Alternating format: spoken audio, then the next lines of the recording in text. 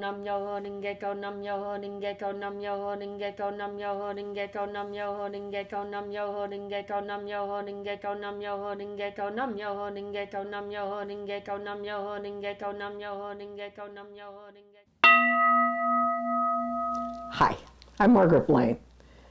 Today on our vlog, we're going to discuss the question of how do I turn a negative question into a positive goal, and why does it matter anyway?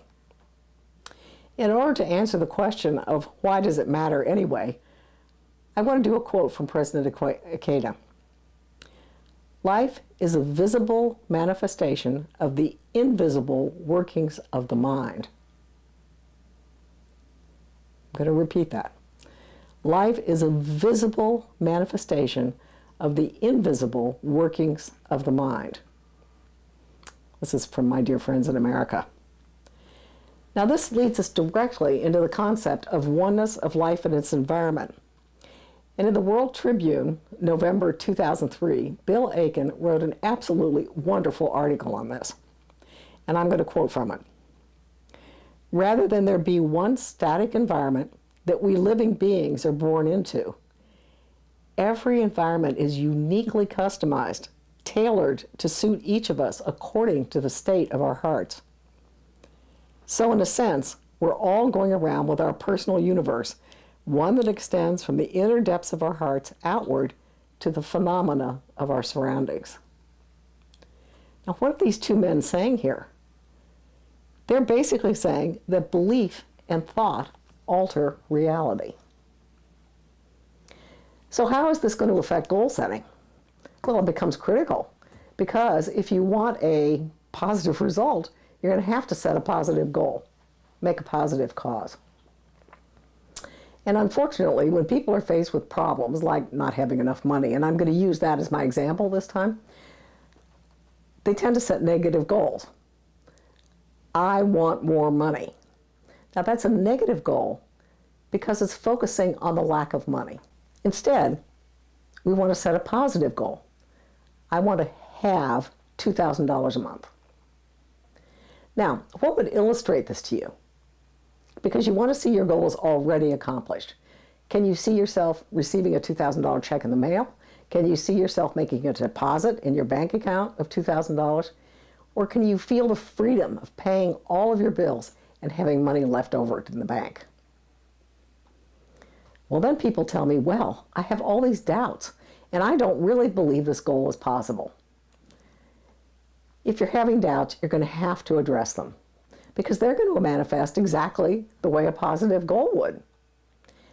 Our fundamental darkness makes us doubt the power of the mystic law. So if you have doubts, you need to know that. And what it does is it creates a push-pull with our goal. I want this goal, I don't believe I can get it. I want this goal, I don't believe I can get it. The challenge is staying focused on what we want, not on what we don't want. This is absolutely ground zero for human revolution. It's here that we change ourselves and transform our limiting beliefs so that we can move towards enlightenment. So here's just an easy exercise to do to deal with doubts. When you begin to realize that you're having doubts, just quietly turn your attention to your goal and seeing it as already accomplished. And do that every time you become aware you're having doubts. You may have to do this multiple times a day, because it isn't just during the chanting time that our thoughts are working and creating our future reality. In this way, we change a habit of negative thinking one step at a time. Let's say it's not doubts, but it's more a negative belief. So let's just take one that goes with this particular goal, which is money is the root of all evil. We hear this from our culture, from our parents, from our friends. It feels totally familiar and comfortable, and we know it's just got to be true, right? But if it's in conflict with our goal, we're going to have to change it, because that negative belief isn't going to allow you to achieve a goal of having a lot of money, because you're not down deep going to want to have it, because you feel that it will corrupt you. People hold on to their beliefs with a death grip. So let's just take a look at this business about money itself to see whether we can change this. Isn't money neutral when you think about it all by itself? Isn't it what we do with it that makes it either bad or good? Now, if you're going to have this goal of having more money, find somebody who's already made money and ask them what beliefs they have about money. Because clearly they don't have the same limiting beliefs that you have.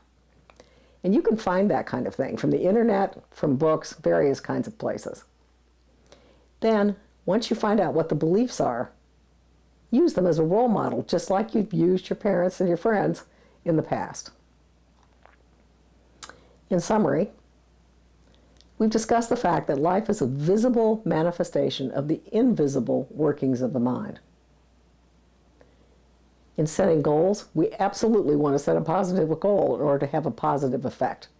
We don't want to project negativity to the universe. Overcoming negativity in the forms of doubts and limiting beliefs is ground zero for human revolution.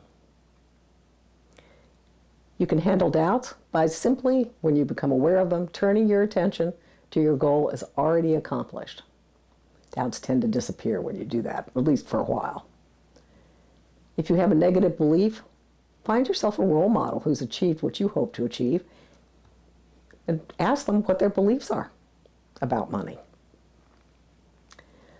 I hope this post is going to be useful to you. There's some other posts you might like. 1, why is it so hard to establish a new habit? A second one, do you know why your thoughts are so important? A third one, do you know why you should not chant about your fears? Check the description box below for URLs. Now, I want to hear from you. If you like this post, please give it a thumbs up and share it with your friends. Also, tell me what you think. Are you going to argue with me? Do you think I need to expand things? Do you have ideas for new topics? Whatever seems pertinent. In 2 weeks, we're going to have a new topic. Are obstacles problems or opportunities? I'm looking forward to hearing from you and seeing you again then.